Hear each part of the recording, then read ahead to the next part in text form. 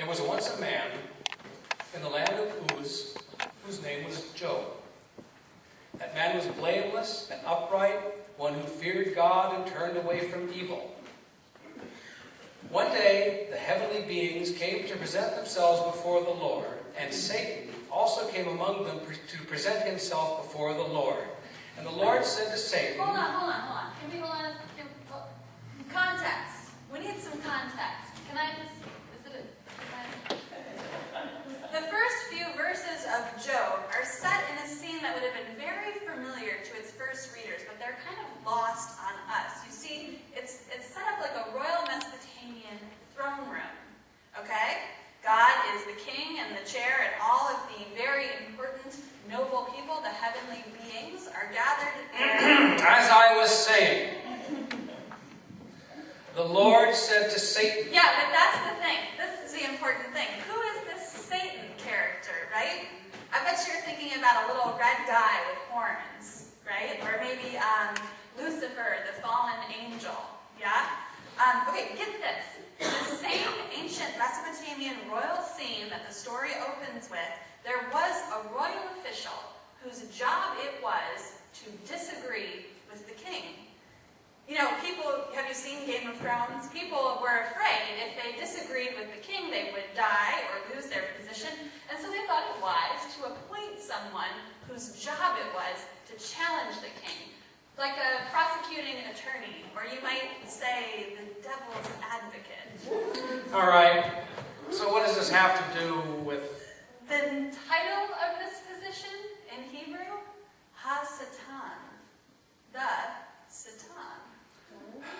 All right. Any other ancient language lessons? The Lord said to the Satan... Where have you come from?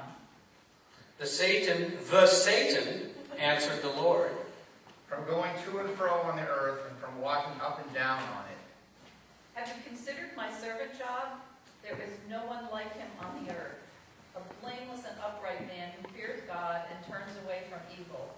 He still persists in his integrity, although you incited me against him to destroy him for no reason. Skin for skin.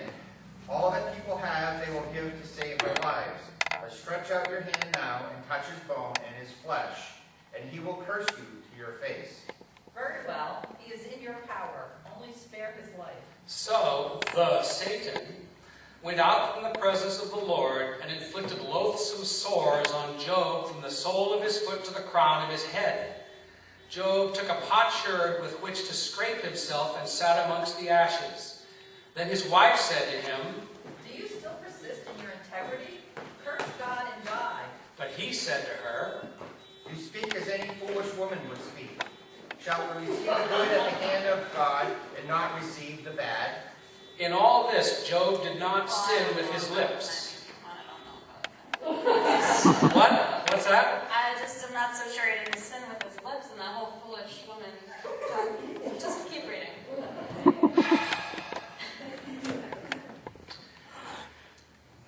Now when Job's 3 friends heard of these troubles that came upon him, each of them set out from his home. Eliphaz the Temanite, Bildad the Shuhite, and Zophar the Naamathite. They met together to go and console and comfort him. When they saw him from a distance, they did not recognize him, and they raised their voices and wept aloud. They tore their robes and threw dust in the air upon their heads. They sat with him on the ground 7 days and 7 nights, and no one spoke a word to him, for they saw that his suffering was very great. The word of the Lord. Thanks be to God. So much acting talent.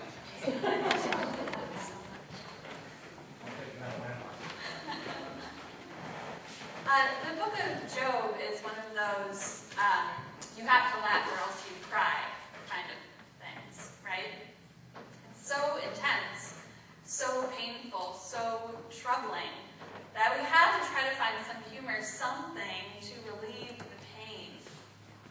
For that reason, I think Job is one of the most important and also probably one of the most neglected books of the Bible. It makes us really uncomfortable. And when that happens, we're probably going to learn something, or be challenged in a new way, or be asked to face something we don't really want to face. And while the end result of that learning and challenging and facing is going to be great, a better life, a changed perception, a transformed heart even, the journey itself is enough to keep us from going there. That's where the lectionary at times is helpful. Those guys who sat around deciding what and when in a 3-year cycle each part of the Bible would be read out loud, those guys considered Job important enough to be inserted into that lectionary cycle for 4 weeks. Now we may not spend a full 4 weeks on it, but we will take at least a couple to think about this book, to look more closely at what it might be trying to teach us. The questions that are raised by the book of Job, and spoiler alert, there really are no satisfying answers given. The questions that are raised are the questions that people have asked for thousands of years and continue to ask today. For example, my mother-in-law was an amazing woman. She taught special needs middle school kids in one of the most poorly funded school districts in the country, Cleveland Public Schools.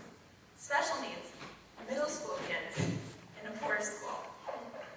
Her commitment to these kids ranged beyond their learning, and she was known to help them with everything from learning about deodorant and its uses to buying them clothes for the homecoming dance.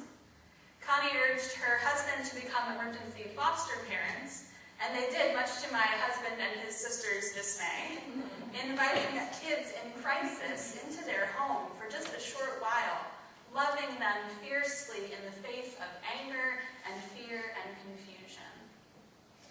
Connie's relationship with her own mother-in-law had been less than ideal, and she took me in immediately as her own, making me part of her family in every way that mattered.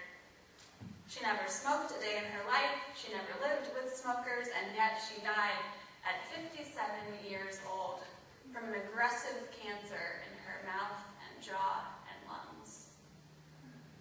At her funeral 3.5 years ago now, so many of the guests wondered aloud, why her? She was so good.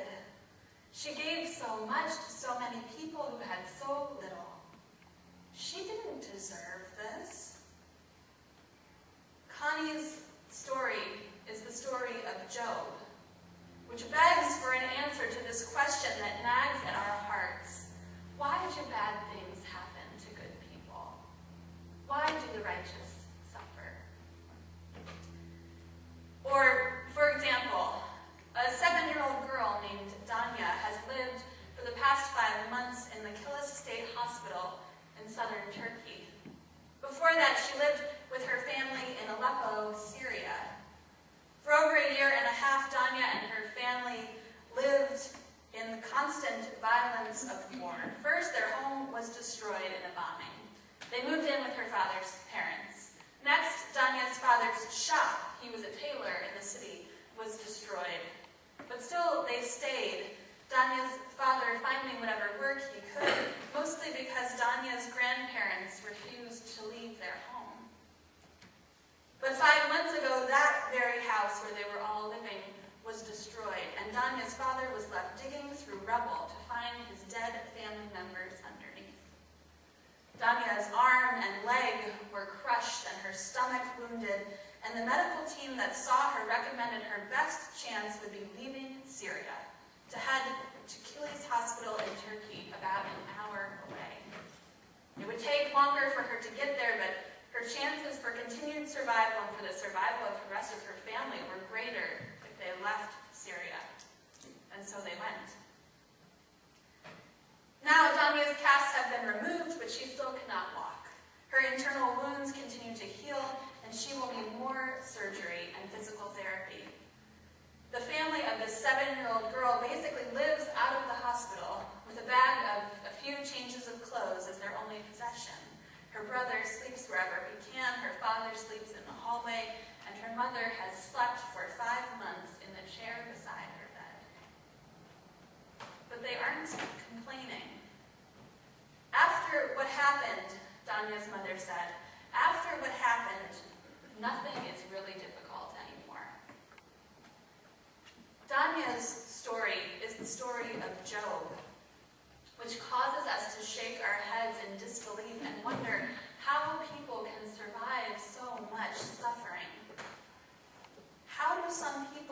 manage to hang on to hope in the midst of impossible circumstances?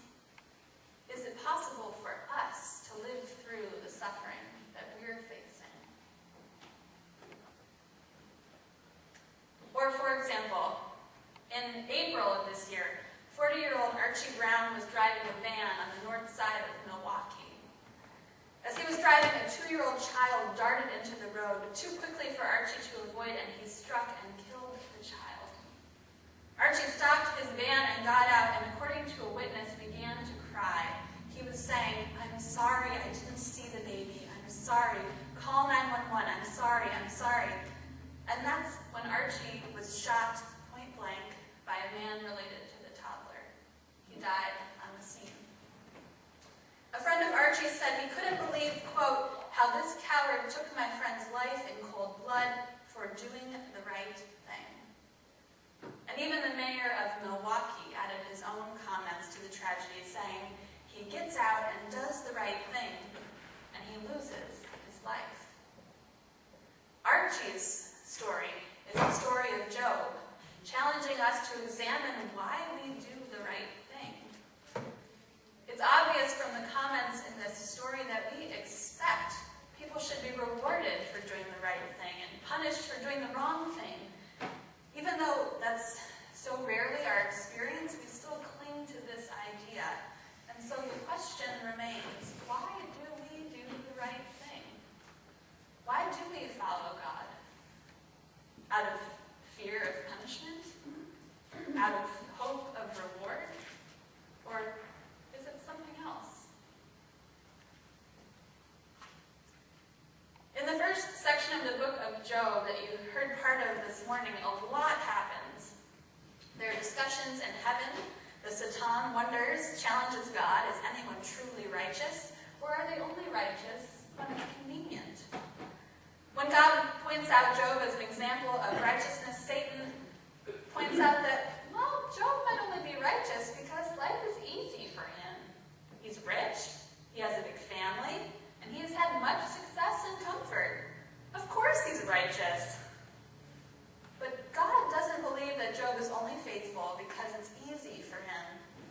So he confidently tells Satan that even if all of Job's blessings were taken away, Job would still be righteous. And so Job loses his fortune, his family, even his own health, in an attempt to uncover why he does what is right. From the start, the book of Job is set up to examine some of the most troubling questions of our time and any time. Why do bad things happen to good people? How do people maintain hope and faith in suffering? Why do we do what is right? Is there any true selfless righteousness in the world?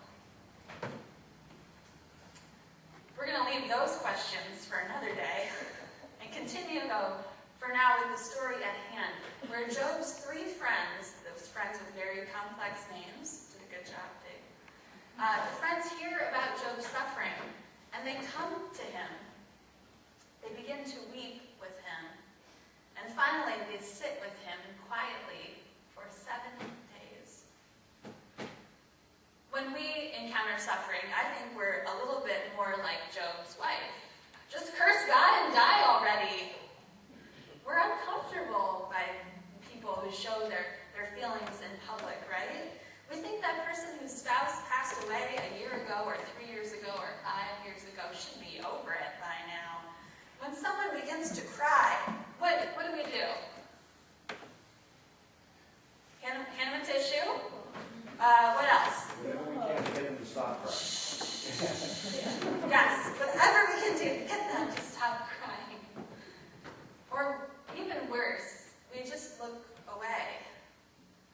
Thousands of people are fleeing Syria because to head out with no money or possessions into the dismal promise of an overcrowded refugee camp is safer than staying at home. We turn the page. We obsessively watched the weather maps this week about Hurricane Joaquin, and when we found out that those colored rings weren't going to really hit our hometowns, we moved on, forgetting about the Bahamas, about the Carolinas. It's much easier not about suffering, to push it down or out or away from us. But the problem is we can't escape it. Suffering is everywhere in our world and will inevitably be part of our own lives as well. And our identity as followers of the risen Christ not only empowers us to face suffering with a love that is stronger than death, it calls us to attend to suffering. The very God that we serve suffered and died. Where there is suffering, Jesus is there. When we suffer, God is present with us, patiently and compassionately sitting in that ash heap next to us, like Job's friends, offering silent witness to our pain and hoping and praying for our restoration. So maybe that is our call today, just that much, as we begin to think about the book of Job, that when we see suffering, we do not look away. That when we see suffering around us, we look it in the face, or maybe we go and sit down next to it. We let a friend know we're thinking of them. We sign a petition about refugees. We give money to Presbyterian disaster assistance to help the victims of the next natural disaster. And perhaps the most difficult of all, when we are suffering, we're called to offer ourselves the same kindness. To not blame ourselves or get lost in pity or despair, but to see that pain, to offer it to the people around us who will help us carry it, and to do just what we can, one breath, one step at a time. Suffering has been part of life since the book of Job was written, and was long before that, and will be long after today. We cannot stop it, we cannot control it. But we can control our responses to it. And refusing to look away is a good place to start. Confident in the love and